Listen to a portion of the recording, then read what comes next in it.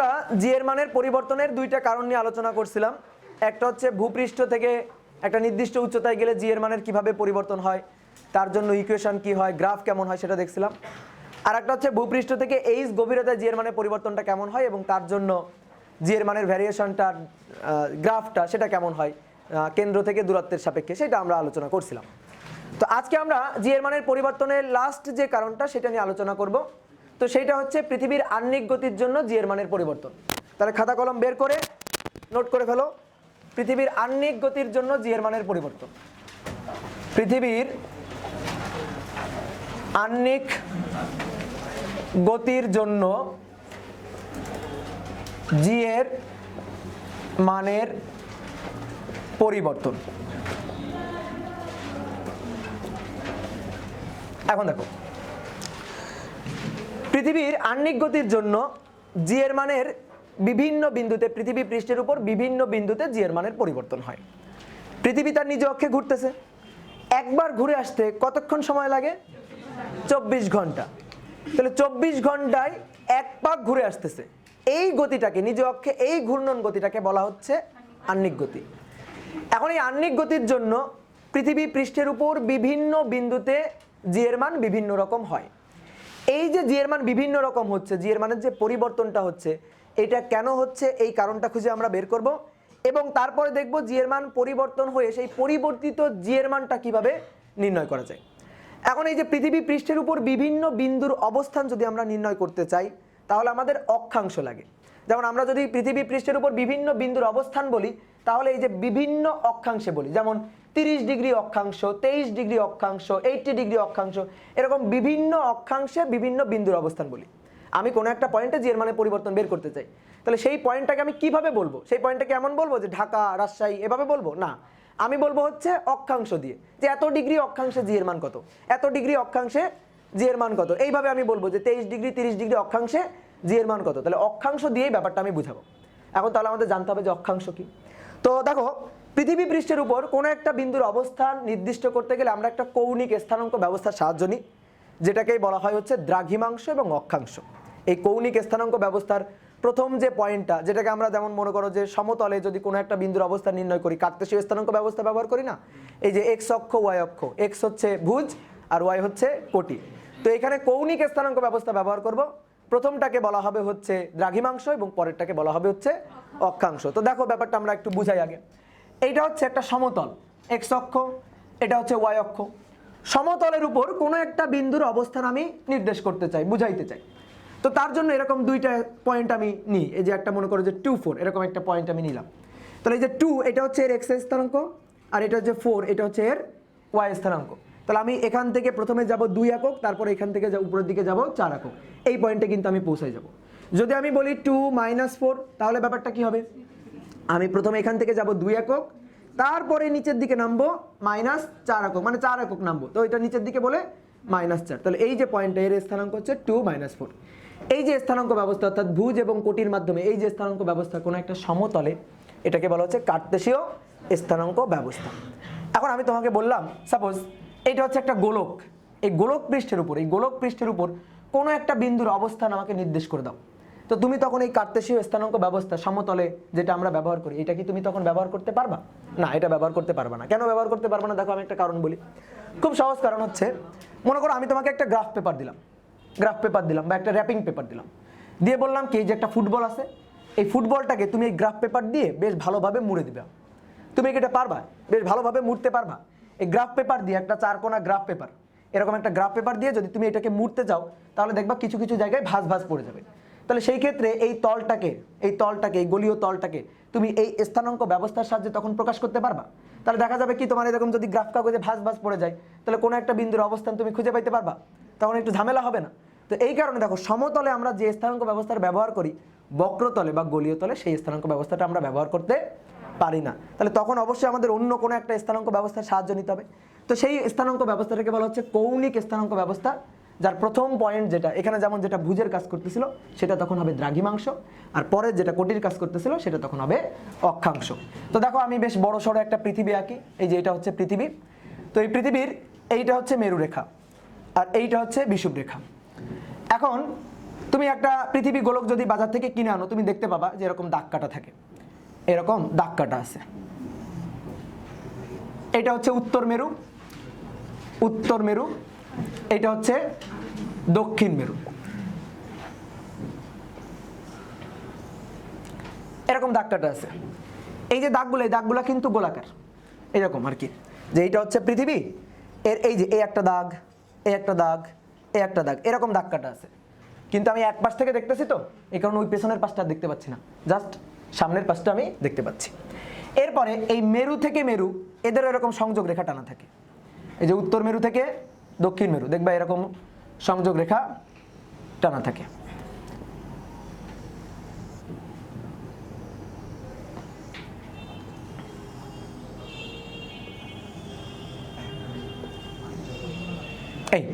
এটা হচ্ছে পৃথিবী। এখন এই পৃথিবীকে আমি মনে করো মাঝখান দিয়ে কাটলাম, এইভাবে মাঝখান দিয়ে কেটে ফেলছি। তাহলে এইটা হচ্ছে পৃথিবী, এটাকে একটু ছোট করে আঁকলেও হবে। এটা হচ্ছে পৃথিবী, মাঝখান দিয়ে এভাবে কেটে ফেলছি। তাহলে মাঝখান দিয়ে কাটলে দেখো কাটা অংশটা দেখতে এরকম লাগবে। উপরের এই অংশটুকু কেটে আমি ফেলে দিলাম, মনে করো বাজার থেকে একটা কুমড়া কিনে নিয়ে আসছো, মাঝখান দিয়ে কেটে ফেললাম, এটা হচ্ছে সে পৃথিবী। তাহলে পৃথিবীর উপরের অংশটা কেটে ফেলে দিছি। এটা হচ্ছে এই যে তল, এই যে সমতল, মাঝখানের এই সমতলটা, এইটা হচ্ছে পৃথিবীর সেন্টার। এখন এইটাকে আমি বললাম এটা হচ্ছে 0 ডিগ্রি কোণ, এটা হচ্ছে 0 ডিগ্রি। এখান থেকে এই যে ভূপৃষ্ঠের উপর একটা লম্ব টানলাম, কেন্দ্র থেকে এই যে একটা রেখা টানলাম, এইটাকে আমি বললাম 0 ডিগ্রি। এবার আমি আস্তে আস্তে এইদিকে যাব 10 ডিগ্রি 10 ডিগ্রি 10 ডিগ্রি করে যাব, আবার আস্তে আস্তে এদিকে যাব 10 ডিগ্রি 10 ডিগ্রি করে। তাহলে এইখানে মনে করো এইটা হচ্ছে 10 ডিগ্রি, এইটা হচ্ছে 20 ডিগ্রি, এইটা হচ্ছে 30 ডিগ্রি, এরপরে এইটা হচ্ছে 40 ডিগ্রি, এরপরে বলো তো এইটা কত হবে? 90 ডিগ্রি। তুমি বলবা ওইটা 50 ডিগ্রি। তা আমি দেখো এখানে তো ছোট ছোট করে আঁকতেছি আর কি, লিখতেছি, পয়েন্টগুলো নিচ্ছি, 10 20 30 40। এবার এই যে লম্ব, এই যে লম্বভাবে যে কোণটা, এই কোণটা হবে 90 ডিগ্রি। এরপরে 100 ডিগ্রি 110 ডিগ্রি 120 ডিগ্রি এইভাবে করতে করতে এই পয়েন্টে যখন পৌঁছাবে সেটা হবে 180 ডিগ্রি। ঠিক একইভাবে এই দিকেও যাবে, এটা হচ্ছে 10 ডিগ্রি, এটা হচ্ছে 20 ডিগ্রি, এটা হচ্ছে 30 ডিগ্রি, এটা হচ্ছে 40 ডিগ্রি। এইভাবে এই যে পয়েন্টটা সেটা হবে 90 ডিগ্রি। এরপরে 100 110 120 130 এভাবে করতে করতে এই পয়েন্টে আবার কত? 180 ডিগ্রি। তাহলে আমি কি করলাম? পৃথিবীকে হরিজন্টালি কেটে ফেলছি, হরিজন্টালি এইভাবে কেটে ফেলছি, যে মাঝখান বরাবর এইভাবে কেটে ফেলছি।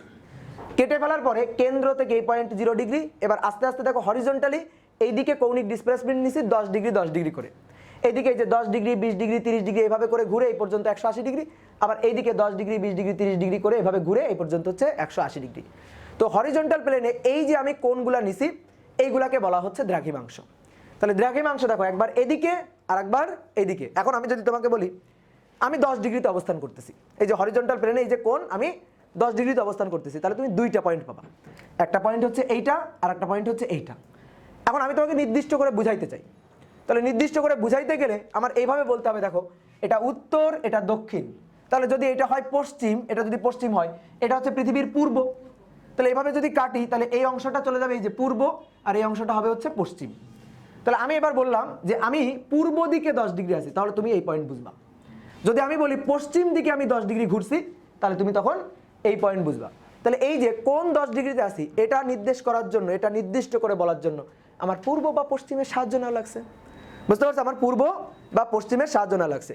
যদি আমরা সমতলে চিন্তা করতাম, মনে করো সমতলে এক্স অক্ষ ওয়াই অক্ষ এভাবে যদি চিন্তা করতাম, তাহলে এটা হচ্ছে এক্স অক্ষ ওয়াই অক্ষ। তাহলে এক্স অক্ষের এদিকে গেলে হচ্ছে প্লাস, এক্স অক্ষের এদিকে গেলে হতো মাইনাস। দেখো এদিকে প্লাস আমি আজীবনই প্লাস ডিরেকশনে যাব, এদিকে মাইনাস হলে আমি আজীবনই মাইনাস ডিরেকশনে যাব। কিন্তু এটা তো ঘূর্ণন ডিরেকশন, দেখো এই যে এই পাশ দিয়ে ঘুরে আবার ওই পাশ দিয়ে চলে আসতেছি।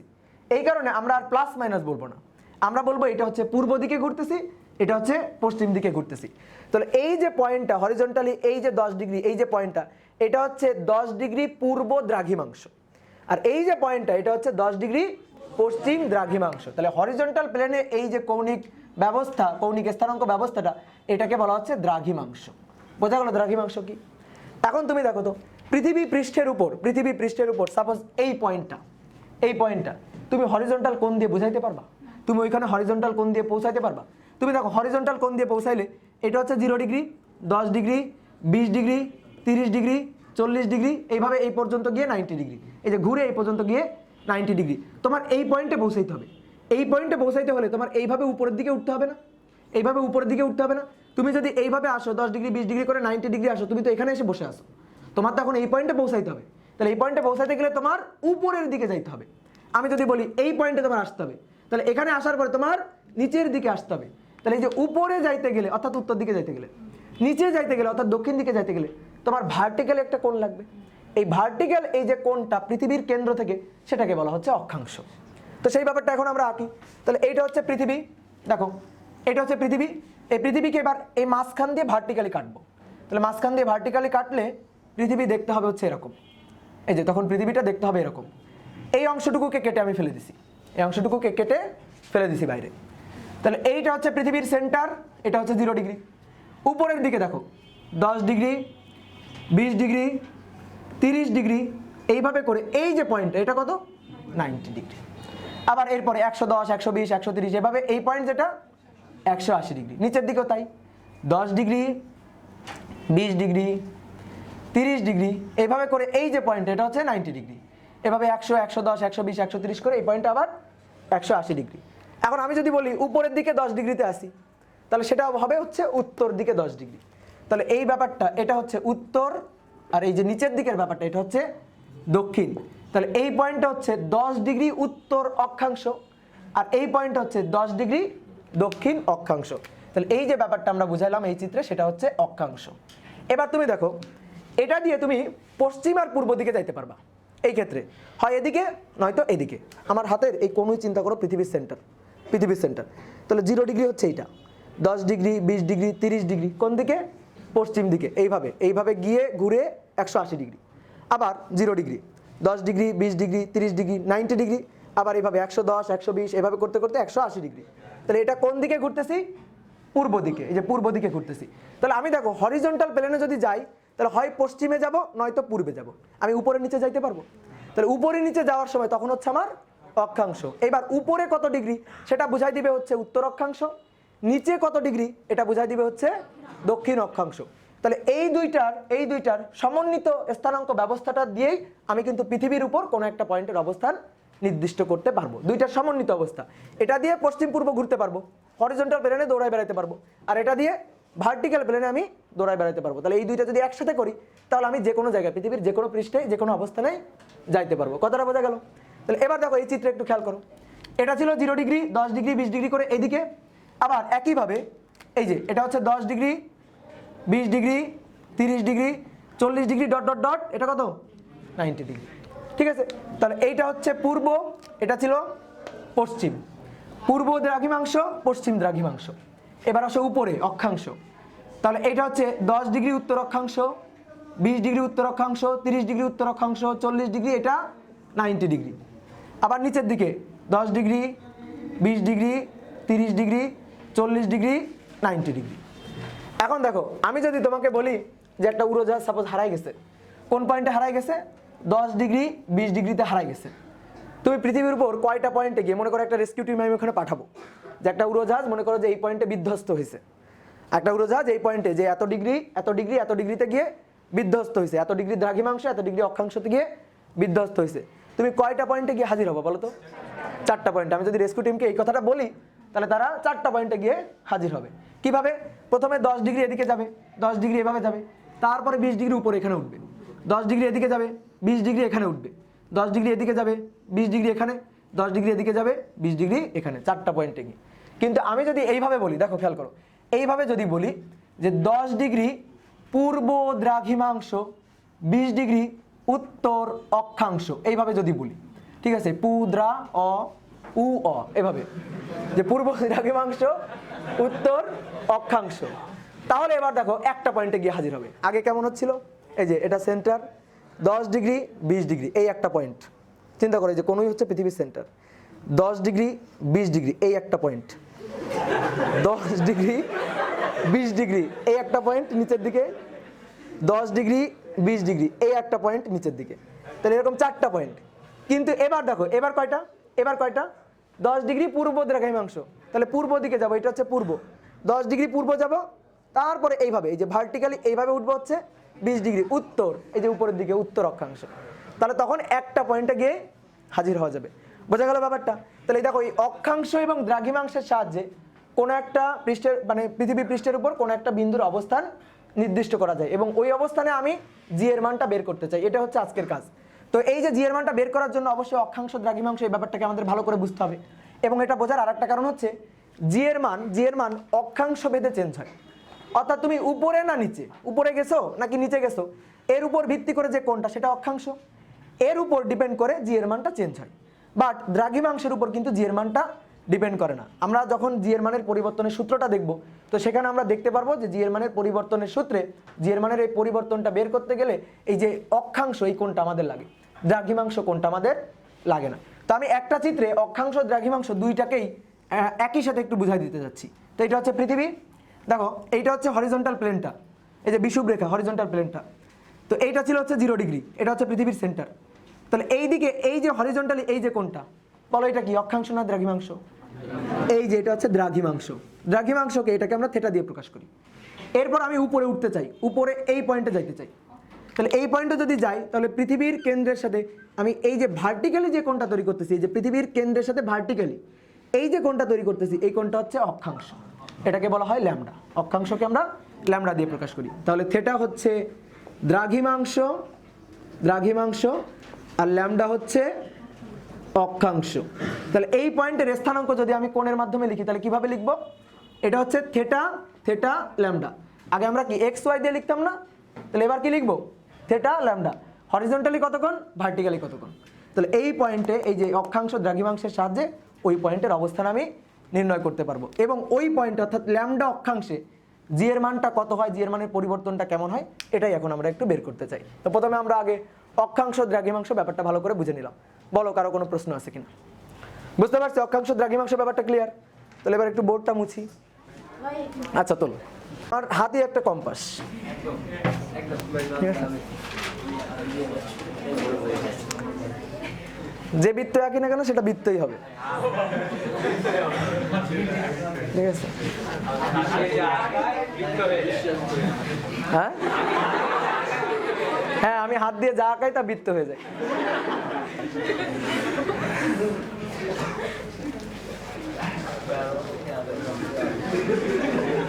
এই ছবি তুলতেছো, একটু পোজ দি, তারপরে তোলো, একটা পোজ দি, তার না ছবি তুলতেছো, ক্যান্ডি তুলতেছো, তারপরে বলবে একটু পোজ দিব। এই হয়েছে নাকি কারো বাদ আছে? আচ্ছা বাদ থাকলে ওয়েট করবো, সমস্যা নেই। এরপরে তো কোনো ব্যাজ নাই, 8টা পর্যন্ত পড়াবো।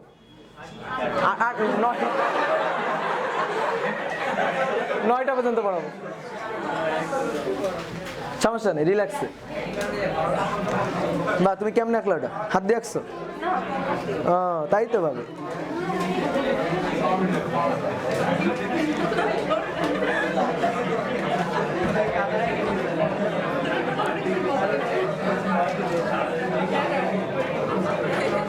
আচ্ছা হয়েছে সবার নাকি? বুঝলাম।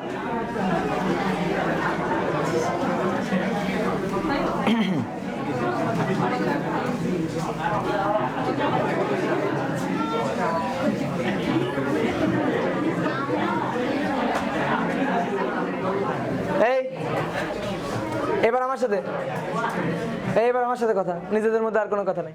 শোনো এবার, এখন তো আমরা চাচ্ছি যে একটা নির্দিষ্ট বিন্দুতে অর্থাৎ ল্যামডা অক্ষাংশে, অক্ষাংশকে কি দিয়ে প্রকাশ করছি? ল্যামডা দিয়ে। তো একটা ল্যামডা অক্ষাংশে জি এর মানের পরিবর্তনটা বের করতে চাই এবং পরিবর্তিত জি কত হবে সেটা দেখতে চাই। তো একটা পৃথিবী তাহলে আঁকি আগে, যে এইটা হচ্ছে পৃথিবী, এই পৃথিবীর উপর এইটা হচ্ছে একটা বিন্দু। আবার মানে কি, এখন তো পৃথিবী খালি আঁকতে হবে, শুরু হইলো কেবল। এইটা হচ্ছে এই যে এখানে পৃথিবী পৃষ্ঠের উপর এম ভরের একটা বস্তু আছে। এখন পৃথিবী তো নিজ অক্ষে ঘুরতেছে, এই যে পৃথিবী যখন নিজ অক্ষে ঘুরবে ওমেগা কৌণিক বেগ নিয়ে ঘুরবে। এই পৃথিবী নিজ অক্ষে ঘূর্ণন বেগটা এটা তুমি বের করতে পারবা? এই যে নিজ অক্ষে ঘূর্ণন বেগ ওমেগা, এটা বের করতে পারবা? খুবই সহজ। ওমেগা ইকুয়াল টু, আমরা এখানে একটু বের করে রাখি, 2π divided by T. 2π divided by T, একবার ঘুরে আসতে কত সময় লাগে? সেটা হচ্ছে পর্যায়কাল। তাহলে 24 ঘন্টা, এটাকে এসআই এককে সেকেন্ডে দিব, তাহলে গুণ দিব 3600। হিসাব নিকাশ করবা, করলে দেখবা 7.27 ইন্টু 10⁻⁻5 রেডিয়ান পার সেকেন্ড, এটা হবে। এটা হচ্ছে ওমেগার মান। এখন এই ওমেগা কৌণিক বেগটা আমরা বের করছি। এই কৌণিক বেগ নিয়ে খুবই সামান্য, কিন্তু এই কৌণিক বেগ নিয়ে পৃথিবী নিজ অক্ষে ঘুরতেছে। তাহলে পৃথিবী যদি নিজ অক্ষে ঘোরে, পৃথিবীর উপর অবস্থিত সকল বস্তুই একটা নির্দিষ্ট বৃত্তাকার পথে ঘুরতেছে না? যেমন এখানে এম ভরের বস্তুটা, পৃথিবী যদি এভাবে নিজ অক্ষে ঘুরতে থাকে, এম ভরের বস্তুটা এরকম একটা বৃত্তাকার পথে ঘুরতেছে না? এই যে এরকম একটা বৃত্তাকার পথে ঘুরতেছে। এখন এইটা হচ্ছে পৃথিবীর সেন্টার, এইটা হচ্ছে বিষুবরেখা। ওই পয়েন্টের অবস্থান যদি আমি নির্দেশ করতে চাই, তাহলে আমার এভাবে বুঝাইতে হবে এই যে ল্যামডা অক্ষাংশে, দেখো এটা ভার্টিক্যাল কোণ না, তাহলে এই কোণটা কি? অক্ষাংশ, ওই পয়েন্টের অক্ষাংশ। এখন ল্যামডা অক্ষাংশে এই পয়েন্টে অভিকর্ষ ত্বরণের মান কত হয়, এটাই আমরা বের করতে চাইতেছি, এটাই হচ্ছে আমাদের কাজ। তো দেখো এই পয়েন্টে এম ভরের যে বস্তুটা আছে, সেই বস্তুটা যে বৃত্তাকার পথে ঘুরতেছে, সেই বৃত্তাকার পথের রেডিয়াসটা হচ্ছে ছোট হাতের আর, যেখানে পৃথিবীর রেডিয়াসটা হচ্ছে বড় হাতের আর। এই যে এই রেডিয়াসটা, এই বৃত্তাকার পথের রেডিয়াসটা এটা হচ্ছে ছোট হাতের আর, আর পৃথিবীর যে ব্যাসার্ধটা সেটা হচ্ছে বড় হাতের আর। এখন দেখো কোনো একটা বস্তু যদি বৃত্তাকার পথে ঘোরে, তাহলে অবশ্যই তার কেন্দ্রের দিকে একটা বলের যোগান দেওয়া লাগে, যে বলটাকে বলা হয় কেন্দ্রমুখী বল। চতুর্থ অধ্যায়ে আমরা একটা টপিক পড়ছি, সেই টপিকটার নাম হচ্ছে কেন্দ্রমুখী বল। এটা কিন্তু খুবই গুরুত্বপূর্ণ একটা টপিক, এবং ফিজিক্সের বলতে গেলে প্রায় অধ্যায়ে এই টপিকটা আমাদের লাগবে, কেন্দ্রমুখী বল। তো দেখো এই কেন্দ্রমুখী বলের এখানে 2-3টা গুরুত্বপূর্ণ কথা আছে। সেটা হচ্ছে কোনো একটা বস্তু বৃত্তাকার পথে ঘুরলে অবশ্যই কেন্দ্রমুখী বল লাগবে। মানে দুনিয়াতে এমন কোনো বস্তু নেই যে বৃত্তাকার পথে ঘুরতেছে কিন্তু কেন্দ্রমুখী বলের যোগান দিচ্ছে না। সে যে বস্তুই হোক না কেন, তাকে অবশ্যই কেন্দ্রমুখী বলের যোগান দিয়ে তারপরে বৃত্তাকার পথে ঘুরতে হবে। কেন্দ্রমুখী বলের যোগান দিবা না, বৃত্তাকার পথে ঘুরবা, এটা কখনোই সম্ভব না। তুমি বৃত্তাকার পথে ঘোরার পারমিশনই পাবা না যদি তুমি কেন্দ্রমুখী বলের যোগান না দাও। তাহলে এই বস্তুটা, পৃথিবী যদি নিজ অক্ষে ঘোরে, এই বস্তুটা এরকম আর ব্যাসার্ধের একটা বৃত্তাকার পথে ঘুরতেছে না? তাহলে অবশ্যই সে কেন্দ্রের দিকে একটা বলের যোগান পাচ্ছে, কেন্দ্রমুখী বলের যোগান পাচ্ছে। এই কেন্দ্রমুখী বলের যোগানের জন্য সে বৃত্তাকার পথে ঘুরতেছে। এখন এই প্রমাণটা, এখানে ডেরিভেশনটা আমরা 2টা ভাবে করতে পারি। একটা হচ্ছে কেন্দ্রমুখী বল নিয়ে, যেটা হচ্ছে আসল ফোর্স, রিয়েল ফোর্স। আর একটা হচ্ছে কেন্দ্র বিমুখী বল নিয়ে, যেটাকে আমরা বলি কেন্দ্রমুখী বলের অপকেন্দ্র প্রতিক্রিয়া বল। মানে কেন্দ্রমুখী বল কোন দিকে কাজ করে? কেন্দ্রের দিকে। তো আমরা বলি যে কেন্দ্রের দিকে যেহেতু এই বলটা কাজ করতেছে, তাহলে এর বিপরীত দিকে নিউটনের যে থার্ড ল, ক্রিয়া সমান সমান প্রতিক্রিয়া, যে প্রত্যেক বলের জোড়া থাকে, তাহলে এই যে কেন্দ্রমুখী বল, তার যে একটা জোড়া বল আছে, তাহলে সেটা অবশ্যই কেন্দ্রের তাহলে বিপরীত দিকে হবে। তো এটাকে তখন বলা হয় কেন্দ্র বিমুখী বল। কিন্তু এটা রিয়েল ফোর্স না, এটা হচ্ছে একটা সুডো ফোর্স। সুডো মানে হচ্ছে ভুয়া। তো এই যে ভুয়া জিনিসটা কেন্দ্র বিমুখী বল, এটা নিয়েও কিন্তু আমরা ডেরিভেশনটা করতে পারি। কিন্তু ভুয়া কোনো জিনিস নিয়ে ডেরিভেশন করা কি ঠিক হবে, উচিত হবে? তা আমাদের বোর্ড বইগুলোতে এই কাজটা করছে। আমাদের বোর্ড বইগুলোতে এই কেন্দ্র বিমুখী বলের কনসেপ্ট নিয়ে এই ডেরিভেশনটা করছে। তা আমরা আগে বোর্ড বইয়ের ব্যাপারটা একটু দেখি যে কেন্দ্র বিমুখী বল নিয়ে কি কাজটা করছে। তো আমরা কেন্দ্র বিমুখী বলকে এইভাবে বুঝি যে এই যে বস্তুটা বৃত্তাকার পথে ঘুরতেছে, তার এই যে বাইরের দিকে ছুটে যাওয়ার যে প্রবণতা, এটা হচ্ছে কেন্দ্র বিমুখী বল। আমরা কেন্দ্র বিমুখী বলটাকে এইভাবে একটু ফিল করি যে বস্তুটা বৃত্তাকার পথে ঘুরতেছে, তাহলে তার বাইরের দিকে ছুটে যাওয়ার এই যে প্রবণতাটা, প্রবণতা বল যেটা, সেটা হচ্ছে কেন্দ্র বিমুখী বল, সেটা হচ্ছে এফসি। আর তুমি বলতে পারো এফসি তো কেন্দ্রমুখী বল, তো এটাকে কেন্দ্র বিমুখী বল বলতেছেন। তো এই যে বললাম কেন্দ্রমুখী বলের অপকেন্দ্র প্রতিক্রিয়া, নিউটনের থার্ড ল কি, ক্রিয়া প্রতিক্রিয়া সমান। তাহলে এফসি এই যে কেন্দ্র বিমুখী, এর মানটা হবে কেন্দ্রমুখী বলের সমান। আচ্ছা, কেন্দ্রমুখী বলের ক্ষেত্রে, এফসি এর ক্ষেত্রে মান নির্ণয় সূত্রটা কি ছিল? mb²/r। এম এর পরিচয় হচ্ছে যে বস্তুটা বৃত্তাকার পথে ঘুরতেছে। মনে করো এই যে এখানে যে বস্তুটা আছে, এখানে যে মনে করো যে একজন ব্যক্তি আছে, এখানে বসে আছে, ঠিক আছে? কাকে ধরবা? কাকে? অনন্ত জলিলকেই ধরো, যে অনন্ত জলিল এখানে বসে আছে। তো তার ভর হচ্ছে এম, মানে যে বৃত্তাকার পথে ঘুরতেছে তার ভর হচ্ছে এম। তাহলে অনন্ত জলিলের ভর হচ্ছে এম। সে যে ব্যাসার্ধের বৃত্তাকার পথে ঘুরতেছে সেটা হচ্ছে আর, আর এখানে ভি হচ্ছে সে যে রৈখিক বেগ নিয়ে ঘুরতেছে। কিন্তু এখানে আমরা কার কথা বলতেছি? ওমেগা। ওমেগা কি? কৌণিক বেগ। তাহলে এইটাকে আমরা কৌণিক বেগের মাধ্যমে লিখি। তো দেখো এর আরো একটা সূত্র চতুর্থ অধ্যায়ে আমরা পড়ছিলাম, সেটা হচ্ছে এম ওমেগা স্কয়ার ছোট হাতের আর। ঠিক আছে? তাহলে এম ওমেগা স্কয়ার ছোট হাতের আর, এই ছোট হাতের আরটা হচ্ছে তুমি যে বৃত্তাকার পথে ঘুরতেছো, এখানে থেকে তুমি এই যে বৃত্তাকার পথে ঘুরতেছো, সেই বৃত্তাকার পথের ব্যাসার্ধ, এটা হচ্ছে ছোট হাতের আর। এখন এই ছোট হাতের আর এর মানটা তুমি চাইলে বের করতে পারো। কিভাবে? তুমি তো পৃথিবীর ব্যাসার্ধ জানো, ওই পয়েন্টের এই যে ল্যামডা অক্ষাংশের মান জানো, তাহলে পৃথিবীর ব্যাসার্ধ এবং ল্যামডা অক্ষাংশের মাধ্যমে, ল্যামডার মাধ্যমে ওই পয়েন্টে এই যে বৃত্তাকার পথের ব্যাসার্ধ আর এর মানটা আমরা বের করতে পারি। তো তুমি দেখো, আমি এখানে একটু দেখাই।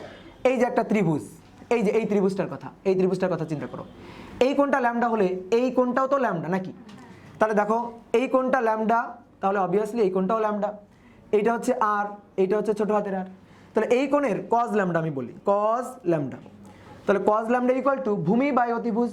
ভূমি, এই যে ভূমি হচ্ছে আর, আর অতিভুজ হচ্ছে বড় হাতের আর। তাহলে অতএব ছোট হাতের আর কত, বড় হাতের আর কজ ল্যামডা। তাহলে দেখো ছোট হাতের আর কে বড় হাতের আর অর্থাৎ পৃথিবীর ব্যাসার্ধ এবং ল্যামডা অক্ষাংশের মাধ্যমে আমরা প্রকাশ করে ফেলছি। এখানেই তো ছিল ছোট হাতের আর, তাহলে এটাকে আমি এবার লিখতে পারি না বড় হাতের আর কজ ল্যামডা। মানে তুমি পৃথিবী পৃষ্ঠে কোনো একটা পয়েন্টে যদি অবস্থান করো, পৃথিবী পৃষ্ঠের কোনো একটা পয়েন্টে যদি অবস্থান করো, তাহলে সেই পয়েন্টে পৃথিবী ওমেগা কৌণিক বেগ নিয়ে ঘুরলে তুমি সেই পয়েন্টে থেকে একটা বৃত্তাকার পথে ঘুরতেছো, এবং সেই বৃত্তাকার পথের ব্যাসার্ধ কিন্তু চাইলে আমরা এই সূত্রটা দিয়ে বের করতে পারি যে আর ইকুয়াল টু বড় হাতের আর কজ ল্যামডা। মানে চিন্তা করো, সাপোজ আমরা তো নর্মালি দক্ষিণ অক্ষাংশে আসি, তাহলে এইখানে মনে করো যে আসি আমরা, তাহলে আমরা মানে রাজশাহীতে থেকে এরকম একটা বৃত্তাকার পথে ঘুরতেছি না, তো আমরা এই বৃত্তাকার পথের ব্যাসার্ধটা বের করতে চাই। তোমার কাজ হচ্ছে বাড়িতে গিয়ে এই বৃত্তাকার পথের ব্যাসার্ধটা বের করা। কিভাবে তুমি বের করবা? তুমি ওই পয়েন্টে দেখো, এই পয়েন্টে গুগল করলেই, আজকে বাসায় গিয়ে গুগল করো রাজশাহীর অক্ষাংশ কত, তাহলে গুগল করলে রাজশাহীর অক্ষাংশ ল্যামডার মান পেয়ে যাবা। ল্যামডার মানটা তুমি পেয়ে গেলা। এখান থেকে এই যে পৃথিবীর ব্যাসার্ধ আর এর মানটা তুমি জানো 6400 কিলোমিটার, তাহলে আর এর মান তোমার জানা আছে, ল্যামডার মান তুমি গুগল করে পেয়ে গেলা। তাহলে এখান থেকে আর এর মানটা ছোট হাতের আর অর্থাৎ বৃত্তাকার পথের ব্যাসার্ধটা এই সূত্র দিয়ে বের করতে পারবা না, যে ছোট হাতের আর ইকুয়াল টু বড় হাতের আর ইনটু কজ ল্যামডা। এই বুঝতে পারছো আমার ব্যাপারটা? তো এই যে এখানে এই যে ছোট হাতের আর আছে, এই মানটাই আমি লিখে দিছি বড় হাতের আর কজ ল্যামডা। তাহলে এইটা হচ্ছে এফসি এর মান। তাহলে এফসি ইকুয়াল টু এইটা আমরা একটু বক্স করে রাখি, আমাদের পরবর্তীতে এই জিনিসটা কাজে লাগবে। এই যে এফসি এটা equal to M omega square R cos lambda. হয়েছে? এই বস্তুটা বাইরের দিকে ছুটে যাওয়ার একটা প্রবণতা বল পাচ্ছে, সেটাকে আমরা বলতেছি কেন্দ্র বিমুখী বল। যদিও সুডো ফোর্স, কিন্তু আমরা বলছি যে এইভাবে বুঝি যে বাইরের দিকে ছুটে যাওয়ার প্রবণতা বলটা হচ্ছে এফসি। বলো তো এই বিন্দুতে এই বস্তুর উপর কয়টা বল কাজ করতেছে? দুইটা। একটা হচ্ছে কেন্দ্র বিমুখী, এই যে বিমুখীর কথা চিন্তা করলে কেন্দ্র বিমুখী, আর একটা হচ্ছে পৃথিবীর ওজন বল, এই যে পৃথিবী তাকে টানতেছে মানে পৃথিবীর মহাকর্ষ বল, এইটা হচ্ছে এমজি, এটা হচ্ছে ওজন বল। এখন এই যে মানে আগের ব্যাচটাতে একজন বলতেছে ভাই মহাকর্ষ বল তো আছে, এখানে এই যে এম ভরের বস্তুটা, তার জন্য এই যে পৃথিবীর ভর যদি বড় হাতের এম হয়, তাহলে তার উপরে তো একটা মহাকর্ষ বলই আছে। আর ওই মহাকর্ষ বলটাই তো ওজন বল, মহাকর্ষ বল ওটাই তো ওজন বল। বুঝছো এই কথাটা? যে এম জি, এটাকে যদি ভাঙি তাহলে এম জি ইকুয়াল টু লিখতে পারি না G M divided by R square. তাহলে জি বড় হাতের এম ছোট হাতের M divided by R square, এটাই তো মহাকর্ষ বল, ওই মহাকর্ষ বলটাই তো ওজন বল। তাহলে আমরা চাইলে এভাবে লিখতে পারি, চাইলে এভাবে লিখতে পারি। তো আমরা এম জি এই ফর্মেটেই লিখতেছি যে ওই পয়েন্টে ওজন বল অর্থাৎ পৃথিবীর টান বল বা মহাকর্ষ বল, সেটা হচ্ছে এম জি। কোন দিকে? এটা পৃথিবীর কেন্দ্রের দিকে। তাহলে এই যে বস্তুটাকে এম ভরের যে বস্তুটা, তাকে পৃথিবীর কেন্দ্রের দিকে এমজি বলে আমি টানতেছি, এই যে এমজি বলে আমি টানতেছি। আর এফসি এটা যাচ্ছে পৃথিবীর পৃষ্ঠ থেকে বাইরে নিয়ে যাইতে, বাইরে ছিটকে বাইরে বের করে দিতে। তাহলে আমরা দেখো পৃথিবী পৃষ্ঠে গেঁথে আসি ওজনের দ্বারা, আমরা কি বাইরে চলে যাচ্ছি, ছিটকে বাইরে বের হয়ে যাচ্ছি? না, কারণ ওজন বেশি হওয়ার কারণে আমরা ওজনের দ্বারা পৃথিবী পৃষ্ঠে গেঁথে আসি বা আঠা দিয়ে লাগানো আসি ওজনের জন্য, যে ওজনটা হচ্ছে আঠা দিয়ে লাগানো আছে। তাহলে ওজনের জন্য কেন্দ্রের দিকে একটা টান বল পাচ্ছি, সেটা হচ্ছে এমজি, আর এফসি হচ্ছে বাইরের দিকে ছুটাই নিয়ে যাচ্ছে। তাহলে আমরা বলো তো আপাত ওজন যেটা আমরা ফিল করি, সেটা কি প্রকৃত ওজনের সমান? মানে আমরা কি প্রকৃত ওজনটাকে ফিল করতে পারি? না। প্রকৃত ওজনটাকে ফিল করতে পারতাম যদি এ আমাদের ডিস্টার্ব না করতো, এ যদি আমাদের চাইতো না যে বাইরের দিকে ছিটকে নিয়ে যাবো, এটা যদি না চাইতো, তাহলে কিন্তু আমরা এই প্রকৃত ওজনটা এমজিটা অনুভব করতাম। এখন তুমি বলতে পারো আচ্ছা এটাকে শূন্য করে দিই, এটাকে তুমি শূন্য করতে পারবা কখন? পৃথিবীকে থামাই দিলে। পৃথিবীকে যদি থামাই দাও তাহলে ওমেগার মান কত হবে? শূন্য। ওমেগার মান শূন্য, তার তখন এফসির মানটা হয়ে যাবে শূন্য হয়ে যাবে, তখনই আমরা প্রকৃত ওজনটা অনুভব করতে পারবো। কিন্তু আমরা কি প্রকৃত ওজনটা অনুভব করতে পারতেছি? আমরা যেটা অনুভব করতেছি সেটা হচ্ছে আপাত ওজন। তাহলে আপাত যে ওজনটা, সেটা কি এমজি মাইনাস এফসি। কথাটা বোঝা গেল? এখন এখানে একটু ভুল বলে ফেলছি, এমজি মাইনাস এফসি না, কারণ দেখো এমজির ঠিক বিপরীত দিকে তো এফসি নাই। তাহলে আমি দেখি তো এমজির ঠিক বিপরীত দিকে এফসি এর কতটুকু আছে। তাহলে ঠিক বিপরীত দিক মানে এইটা না, ঠিক বিপরীত দিক। এই কোণটা যদি ল্যামডা হয়, বলো তো এই কোণটা কত? তাহলে এটা হচ্ছে এফসি ভেক্টর, এফসি একটা বল ভেক্টর। তাহলে তার এই দিক বরাবর আমি তোমাকে বললাম, এই দিক বরাবর বলো উপাংশ কত? তাহলে এই দিক বরাবর উপাংশ হচ্ছে এফসি কজ ল্যামডা। ভেক্টর অধ্যায়ে পড়ছিলাম যে এটা যদি কোণ থিটা হয়, তাহলে তার উপাংশ হচ্ছে এত কজ থিটা, এই যে ভেক্টর ইনটু কজ থিটা। তাহলে এই যে এফসি এর কজ উপাংশটাই হচ্ছে এই দিক বরাবর ক্রিয়া করতেছে, এফসি এর কজ উপাংশটা। আর এই দিক বরাবর কোন বলটা? ওজন এমজি। তাহলে এবার দেখো কোন টানটা বেশি, কোনটা বেশি? এমজি বেশি বলেই তো আমরা পৃথিবী পৃষ্ঠে গেঁথে আসি, আমরা কি ছিটকে বাইরে বের হয়ে যাচ্ছি? তাহলে ওজনটা বেশি, তার বিপরীতে কোনটা আছে? FC cause lambda. তাহলে ওজন থেকে এফসি কজ ল্যামডা বাদ দিয়ে দিব, যেটা থাকবে সেটাই হচ্ছে আপাত ওজন। তাহলে আমি কি এভাবে লিখতে পারি বাংলায় যে আপাত ওজন এটা হচ্ছে প্রকৃত ওজন মাইনাস হচ্ছে এফসি কজ ল্যামডা। তাহলে প্রকৃত ওজনটা কত, এমজি মাইনাস হচ্ছে FC cause lambda equal to হচ্ছে আপাত ওজন। এখন দেখো ওজন মানে কি, এম আর জি এর গুণফল। আচ্ছা ভর কি আমার চেঞ্জ হয়? ভর তো চেঞ্জ হয় না, কি চেঞ্জ হয়, জি চেঞ্জ হয়। তাহলে আমি যদি বলি আপাত ওজন অর্থাৎ ওজন চেঞ্জ হচ্ছে, তার মানে আলটিমেটলি চেঞ্জ হচ্ছে কি, অভিকর্ষ ত্বরণ জি। তাহলে এখানে যে আপাত ওজন এটাকে আমি তাহলে লিখবো এম জি ড্যাশ, কারণ এম তো চেঞ্জ হয় না, চেঞ্জ হয় কে, জি ড্যাশ। আমাদের টার্গেট কি ছিল, ওই পয়েন্টে এই যে আপাত অভিকর্ষ ত্বরণ জি ড্যাশের মানটাই বের করা, এটাই ছিল আমাদের টার্গেট। তাহলে দেখো এখানে আমরা লিখতেছি M G dash equal to M G. কীভাবে আমি জি ড্যাশের মানটা পাইতাম, এমটাকে বাদ দিয়ে দিলে কোনোভাবে, এই এমটাকে কিভাবে বাদ দিতে পারি এটাই এখন দেখবো। তাহলে এমটাকে বাদ দিচ্ছি, দেখো এফসি কজ ল্যামডা, এফসি এর মান অলরেডি এখানে বের করে রাখছি, M omega square R cos theta. তাহলে এখানে sorry cos lambda, M omega square R cos lambda into R একটা কজ ল্যামডা, একবারে লিখবো ইনটু আর একটা কজ ল্যামডা। তাহলে এখানে কি হবে, কজ স্কোয়ার ল্যামডা। এইবার দেখো এম এম এম কাটাকাটি, তাহলে অতএব G dash equal to G minus omega square R cos square lambda. এটাই হচ্ছে ওই পয়েন্টে অভিকর্ষ ত্বরণ, পরিবর্তিত অভিকর্ষ ত্বরণ নির্ণয়ের সূত্র। তাহলে ওই পয়েন্টে পরিবর্তিত অভিকর্ষ ত্বরণ জি ড্যাশের মান এটা বের করতে গেলে কি কি জিনিস আমার জানা লাগবে, কি কি জিনিস জানা লাগবে, প্রকৃত জি এর মান জানা লাগবে, যেটা আমরা গড় মান চিন্তা করি 9.8 এটা আমার জানা লাগবে। ওমেগার মান জানা লাগবে, ওমেগা তো কনস্ট্যান্ট, এই যে বের করে রাখছি ওমেগা কনস্ট্যান্ট, এটা আমার জানা লাগবে।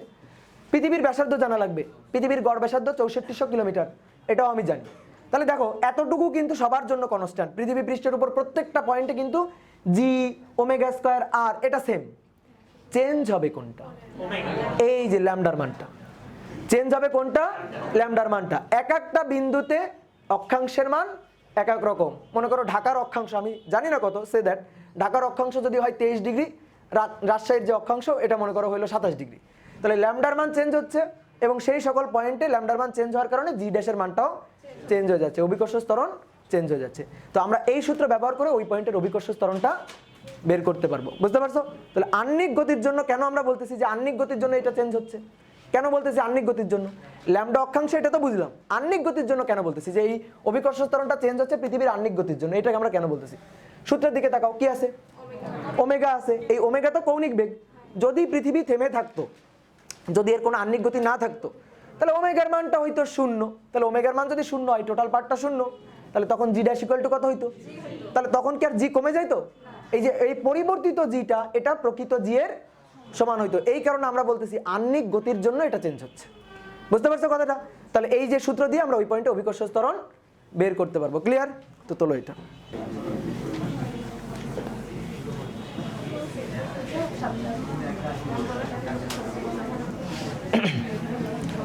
আচ্ছা এবার বেশ মনোযোগ দিয়ে খেয়াল করো, এতক্ষণ আমরা তো করলাম সেই সুডো ফোর্সটা দিয়ে, কেন্দ্র বিমুখী দিয়ে।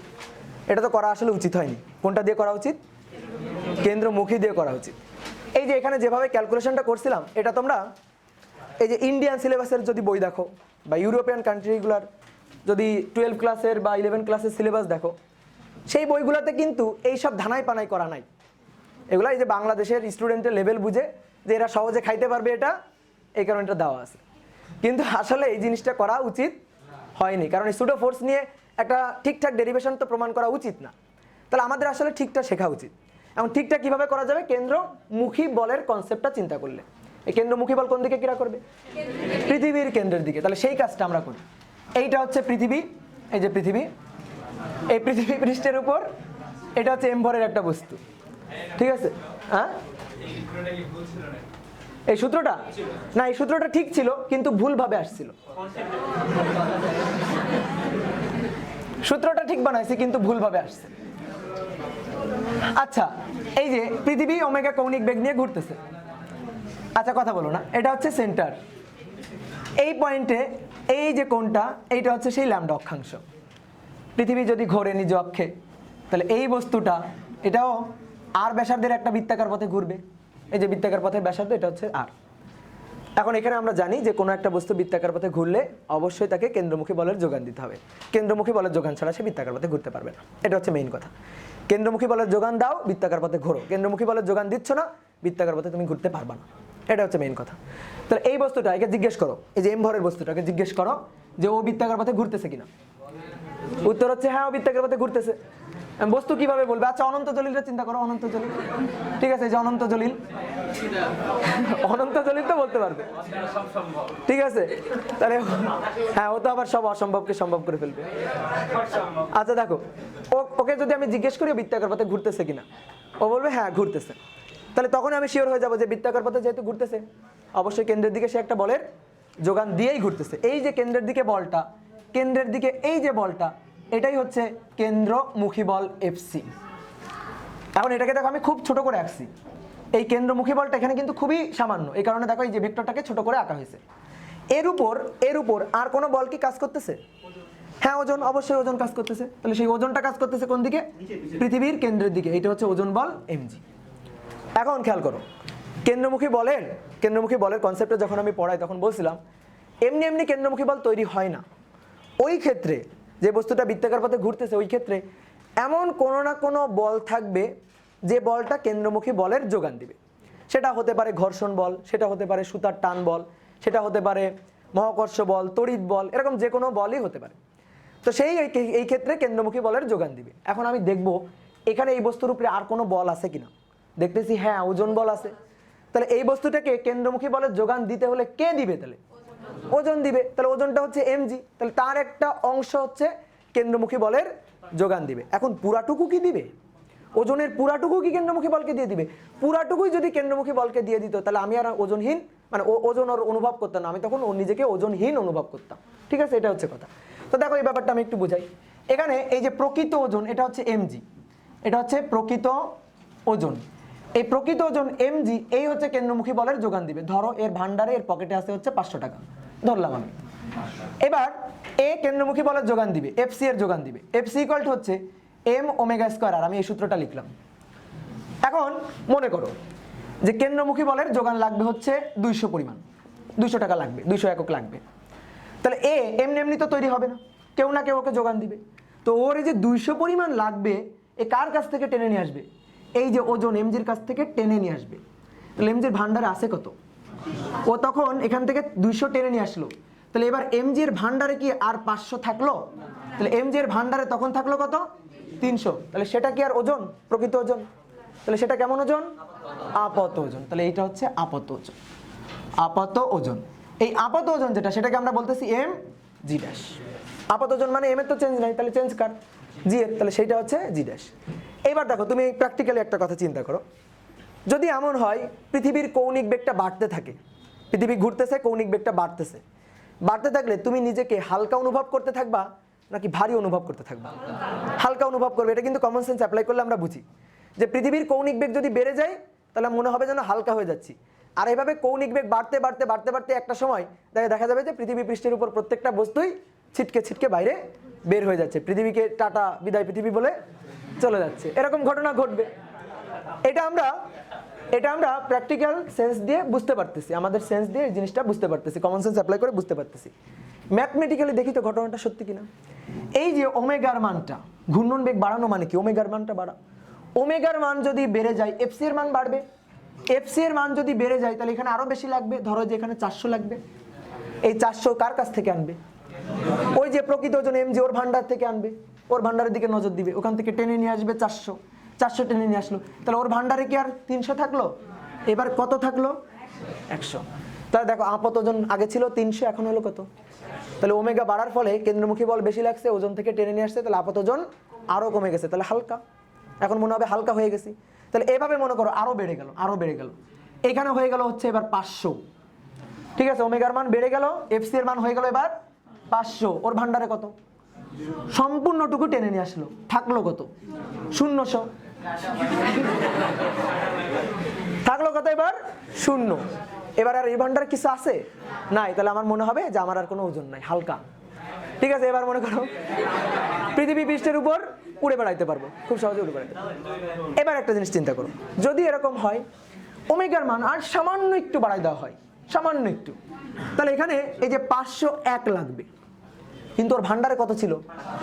সম্পূর্ণটুকু তো নিয়ে আসছে, কিন্তু 1 কি আর ও দিতে পারবে? ওর ভান্ডারে যা ছিল সব দিয়ে দিছে, ওরা নাই কিছু, তাহলে 1-এর ঘাটতি আছে না? তাহলে দেখো দেখো তখন এর যেহেতু এখানে এর ভান্ডার যা ছিল সব দিয়ে দিছে, তারপর ওর 1-এর ঘাটতি আছে, তাহলে প্রয়োজনীয় কেন্দ্রমুখী বল কি সে পাইছে? প্রয়োজনীয় কেন্দ্রমুখী বল কি সে পাইছে? তাহলে প্রয়োজনীয় কেন্দ্রমুখী বলের যোগান কি এবার সে পাবে? দিতে পারবে যোগান? যোগান দিতে পারবে না। তাহলে প্রয়োজনীয় কেন্দ্রমুখী বল যদি না থাকে, কেন্দ্রমুখী বল যদি না থাকে, তাহলে তার পথ কি আর বৃত্তাকার হবে? সে কি আর বৃত্তাকার পথে ঘুরবে? তাহলে তার পথ কেমন হবে? সরল রৈখিক হবে। তাহলে এরকম যদি হয়, এর ওমেগা বাড়তে বাড়তে যদি এই পর্যায়ে পৌঁছে যায়, তাহলে এ আর বৃত্তাকার পথে ঘুরতে পারবে না। তাহলে পথ তখন কেমন হবে? তখন সে এই যে বৃত্তাকার পথ, এই বৃত্তাকার পথের স্পর্শ বরাবর পৃথিবী ছেড়ে বিদায়। বুঝতে পারছো? সরল রৈখিক পথে পৃথিবী ছেড়ে বাইরে বের হয়ে যাবে। তো এই ঘটনাটাই তো ঘটবে। দেখো এটা কিন্তু এই যে ম্যাথের এই যে সেন্সটা, এটা কিন্তু আমাদের এই কথাগুলাই বলতেছে। বুঝতে পারছো? যেটা আমরা আমাদের কমন সেন্স ব্যবহার করে বলতেছিলাম, এই কথাগুলো কিন্তু এখান থেকেই খুব সহজে বুঝতে পারতেছি। ক্লিয়ার হয়েছে ব্যাপারটা? এখন আমরা চাইতেছি পরিবর্তিত অভিকর্ষ ত্বরণটা কত, এই যে হালকা হয়ে যাইতেছি পৃথিবীর ঘূর্ণন বাড়ার কারণে। তো হালকা হয়ে যাওয়া মানে কি? কোনটা চেঞ্জ হওয়া? আপাত ওজন চেঞ্জ হওয়া। তো আপাত ওজন এম তো চেঞ্জ হবে না, চেঞ্জ হবে কি? জি ড্যাশ। ওই জি ড্যাশের মানটা বের করতে চাইতেছি। তো কিভাবে বের করতে পারি দেখি, এবার একটু ভালো করে বোঝো। এই এমজিকে দুইটা টুকরা করা হচ্ছে, এমজিকে দুইটা টুকরা, একটা টুকরা হচ্ছে এফসি আর একটা টুকরা হচ্ছে এমজি ড্যাশ। আচ্ছা এটা কি একটা বল না? আমি উদাহরণ দেওয়ার জন্য এভাবে বুঝাইছি, কিন্তু এফসি তো একটা বল, এমজি ড্যাশ এটাও তো একটা বল। তাহলে এই যে এটাকে ভেঙে বলের দুইটা উপাংশ পাওয়া যাচ্ছে না? তাহলে এই দুইটা উপাংশের লব্ধি আবার হবে এইটা। বুঝতো? আমি তো মানে স্কেলার মান এভাবে বোঝানোর জন্য তোমাকে এরকম লিখছি, কিন্তু ব্যাপার হচ্ছে এইটা এবং এইটার লব্ধি হবে এইটা, বা এইটার দুইটা ভেক্টর উপাংশ হবে এটা। বুঝতে পারছো কথাটা? ভেক্টর উপাংশ, স্কেলার না, ভেক্টর উপাংশ। তাহলে এটা যদি এমজি হয়, তার একটা টুকরা যদি এফসি হয় আর একটা টুকরা হচ্ছে আপাত ওজন এমজি ড্যাশ। তুমি একটু বলো তো সেই এমজি ড্যাশটা কোন দিকে থাকবে? এই এমজি ড্যাশটা থাকবে এই দিক বরাবর, এমজি ড্যাশটা থাকবে এই দিক বরাবর, এইটা হবে এমজি ড্যাশ। কিভাবে? ভেক্টর উপাংশের বিভাজন নীতি। এই যে এইটা যদি একটা ভেক্টর হয়, এটা যদি একটা ভেক্টর হয়, সে এটা হচ্ছে এমজি, তাহলে এর একটা উপাংশ এটা হচ্ছে এফসি, একটা উপাংশ হচ্ছে এইটা। তাহলে আর একটা উপাংশ অবশ্যই সামান্তরিক আঁকলে সামান্তরিকের বিপরীত বাহু। এই যে আমি দেখো এইটাকে নিয়ে এরকম একটা সামান্তরিক আঁকলাম, এই যে সামান্তরিক আঁকলাম, তাহলে এইটা হচ্ছে এফসি একটা উপাংশ। তাহলে এই যে বাহুটা, এই বাহুটা নির্দেশ করবে আর একটা উপাংশ, সেই উপাংশটা কত? MG dash. তুমি উল্টা বোঝো, উল্টা বোঝো, উল্টা, যে এই এমজিকে ভেঙে দুইটা উপাংশ করছে, একটা এফসি একটা এমজি ড্যাশ, এটা বোঝার দরকার নেই। তুমি এভাবে বোঝো, একটা উপাংশ এফসি আর একটা উপাংশ এমজি ড্যাশ, এই দুইটার লব্ধি হবে এমজি। এখন লব্ধি করা যায় কি করে? ভেক্টর অধ্যায়ে পড়ছিলাম সামান্তরিক সূত্র, যে এই দুইটা বাহুকে সন্নিহিত বাহু ধরে একটা সামান্তরিক আঁকবা, তাহলে এই দুই বাহুর ছেদবিন্দুগামী যে কর্ণটা, সেই কর্ণটা হবে লব্ধি। তাহলে এই দুইটার লব্ধি যদি এটা হয়, তাহলে এইটাকে ভেঙে যে দুইটা উপাংশ পাওয়া যাবে সেটাই দুইটা হবে। আমার কথা বোঝা গেল? এখন তুমি বলো তো, এই কোণটা যদি ল্যামডা হয়, এই কোণটা কত? ল্যামডা। সামান্তরিকের বিপরীত বাহু সমান সমান্তরাল। এটা যদি এফসি হয়, এটা কত? এফসি। বোঝা গেল এই জিনিসটা? এখন দেখো এখানে আমি একটা জাস্ট ত্রিভুজ আঁকতেছি, এই যে এটাই আঁকতেছি, তোমাদের আলাদা করে আঁকারও দরকার নেই। এইটা হচ্ছে এমজি, এইটা হচ্ছে এমজি ড্যাশ, আর এইটা হচ্ছে ল্যামডা, আর এইটা হচ্ছে এফসি। এই যে ত্রিভুজটাই জাস্ট আঁকলাম। বুঝতে পারছো?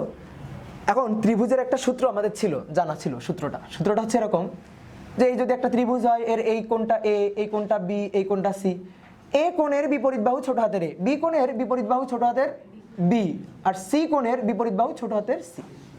তাহলে এই ক্ষেত্রে আমি যদি মনে করো কজ এ কোণটা বের করতে চাই, এ কোণটা, এ কোণের যে বিপরীত বাহুটা সেটা তুমি এইখানে টুপ করে বিয়োগ করে দিবা, এ স্কয়ার।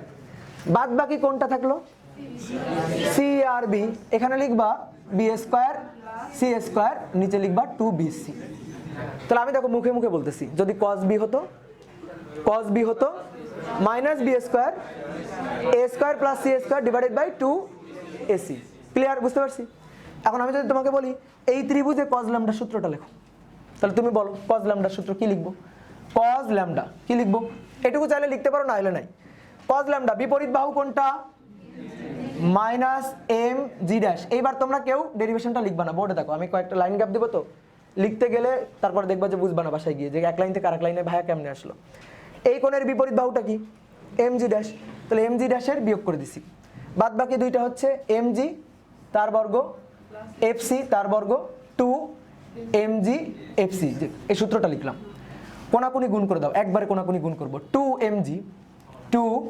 mg fc, fc এর মানে এই যে এখানে বের করা আছে m omega square r cos lambda, m omega square r cos lambda, আর একটা cos ল্যামডা আছে না, তাহলে একবারে লিখবো cos স্কয়ার ল্যামডা। ওকে, এটা equal to m square g square plus fc square না, fc এর মান হচ্ছে এইটা, বলো m স্কয়ার omega to the power 4 r square cos square lambda, বোঝার কাজ শেষ, এবার just derivation, minus m square g dash square, target ছিল g ড্যাশের মান বের করা, তোর সাথে m স্কয়ার আছে না, ওকে বিদায় করো আর সমীকরণ থেকে, এই সমীকরণ থেকে আগে m স্কয়ারকে বিদায় করো, এই যে বিদায় m স্কয়ার m আর m মিলে m স্কয়ার, বিদায় m বাদ।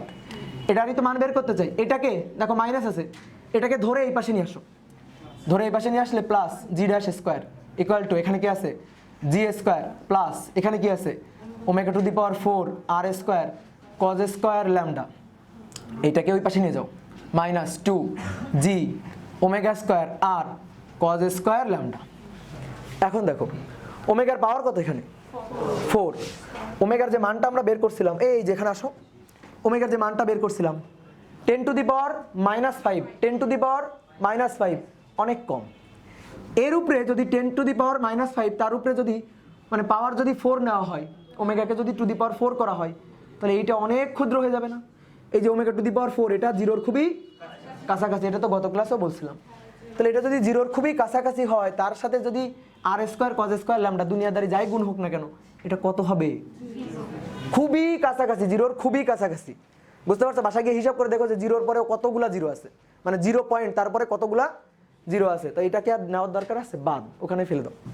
তাহলে এবার থাকবে g dash square equal to g square minus 2g omega square r cos square lambda, ছোট হয়ে আসতেছে না? আমাদের টার্গেট কি g ড্যাশের মান বের করা, এর উপরে কি আছে 2 আছে, তাহলে g dash square equal to একটা কাজ করে এখান থেকে g স্কয়ার কমন নিয়ে নাও আগে, 1 minus 2 omega square r cos square lambda, তুমি তো g স্কয়ার কমন নিছো, কিন্তু এখানে কয়টা g আছে, একটা g, তাহলে ওই একটা g কমন নিয়ে এখানে নিচে আবার g দিয়ে ভাগ, কথাটা বুঝতে পারছো? এবার মিলাও g square into 1 divided by g, কাটাকাটি করে একটা g থাকবে।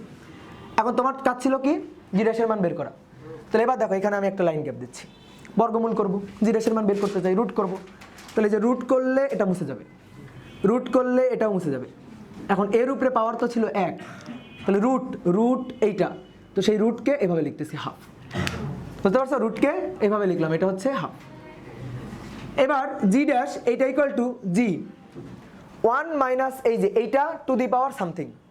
এখন আমরা একটা সূত্র জানতাম, দেখো কত ক্লাসও লিখছি, 1 plus X to the power n, এটা equal to 1 plus N X plus n minus 1 factorial two X square plus dot dot dot dot, জানি না একটা সূত্র, দ্বিপদী ধারা বিস্তৃতির সূত্র, ওই কাজটা এবার এখানে করব।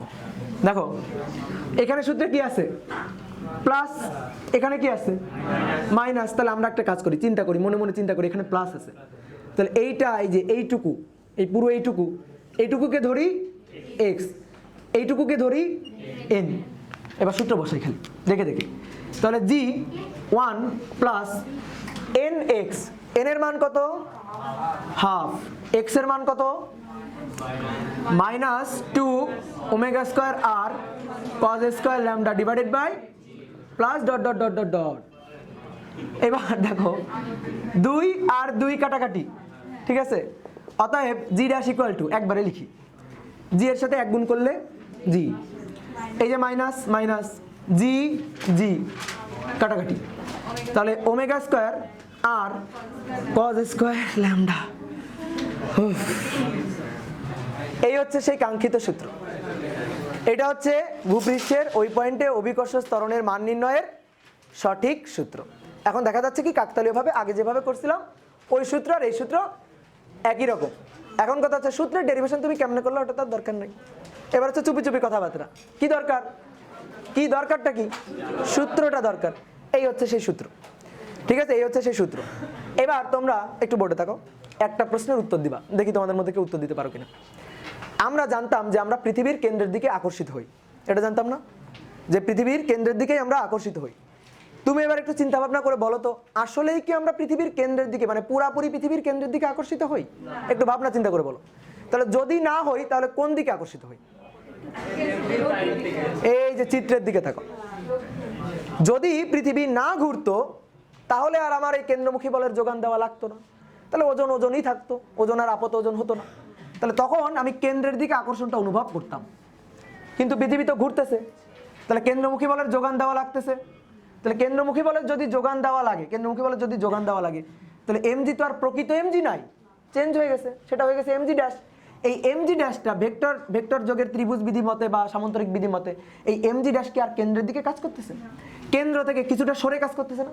তাহলে আমরা আসলে পুরাপুরি পৃথিবীর কেন্দ্রের দিকে আকর্ষিত হই না, কেন্দ্র থেকে একটু দূরে আকর্ষিত হই। এই বুঝতে পারছো? তাহলে এইটা ছিল হচ্ছে আজকের ক্লাস। নেক্সট আবার হবে।